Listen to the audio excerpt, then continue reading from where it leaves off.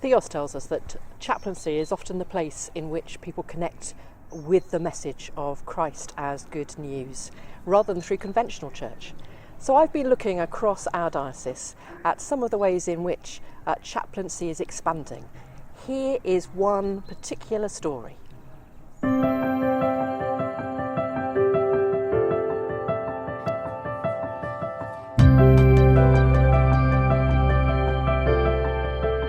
You need a chaplain because it's a listening ear. You don't know what's going on within, employees' own lives. Personally, myself, I had an issue with my child who's in hospital up in Bristol, and Ewan arranged for his counterparts up in Bristol to come and see me and make sure myself, my husband and my baby were okay, and that's incredibly important. That really is going the extra mile, I think, for staff.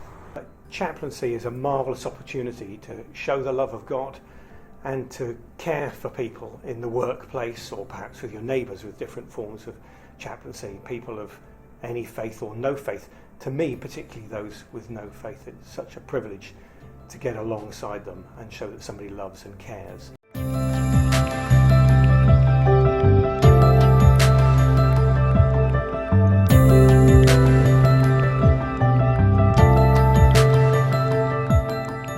What chaplaincy means for here and my team and this store is really to have someone who engages and has a conversation and checks in every week to see how you're doing. Chaplaincy to me is being in the Lord's marketplace, meeting people where they're at on their journey and going on it with them.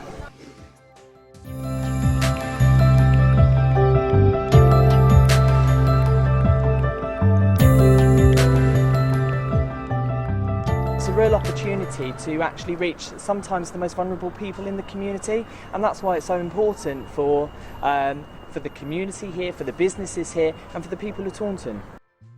Chaplaincy means to me an opportunity to come alongside people, often over a cup of coffee in the town centre, to hear something of their story and to share the love of Jesus with them and to pray with them for any problems they might have.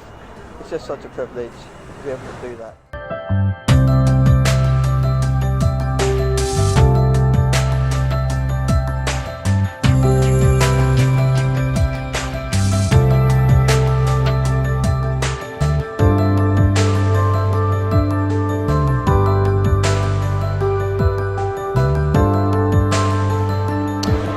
Responders mean to me a warm hug. They're on our station, they are engaging with our passengers, they can spot anything that's not quite right, and they can intervene and signpost whoever it is, whether it be staff or passengers, to go to the right place. On the railways and a nearby high road bridge, we're there to come alongside people on their journey. People travel for all sorts of reasons, sometimes happy and celebrating, sometimes upset or distressed.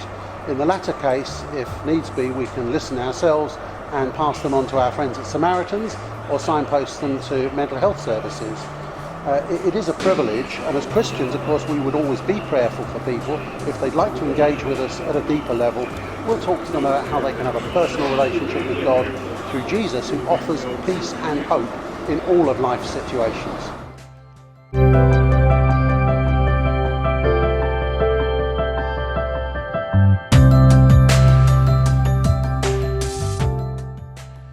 I think with the increase of social media, I think with the increase of homelessness as a problem across the board in the UK, what we're finding is that a lot of young people are saying that they're quite lonely, even though they seem so connected. And chaplaincy is another ear for them to talk to where there's no judgment, and it's somebody that's not connected to their life path, which I think is so important. Getting alongside people wherever they are, because I believe everybody is a spiritual inner being, and my faith enables me to get alongside them in that area. That is chaplaincy to me.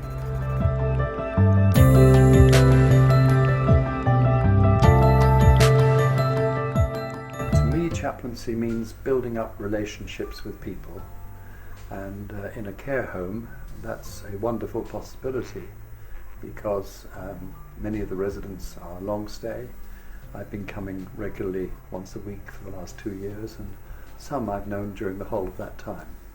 He's a shoulder to cry on, basically, for anybody really. My residents love it. They can go off to a room and talk to him privately, or I could even talk to him privately if I wanted to, if I've got anything going on at home, or in my personal life that I don't want to say to anybody, but I feel that I can talk to Bob about it. And also he will offer prayers for us all as well. So that's chaplaincy.